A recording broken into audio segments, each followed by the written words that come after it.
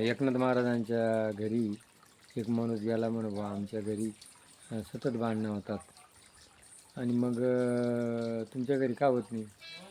मग म्हणे देवाला विचार. आणि मग म्हणे मी उद्या विचारील. आणि तो दुसऱ्या दिवशी आला म्हणे. देव काय म्हणला म्हणे तो सोमवारी मारणार आहे, सोमवारी मारणार आहे. मग म्हणे बा तू गेला घरी. त्याने 8 दिवस कोणाची काहीच केलं नाही, भांडलंच नाही.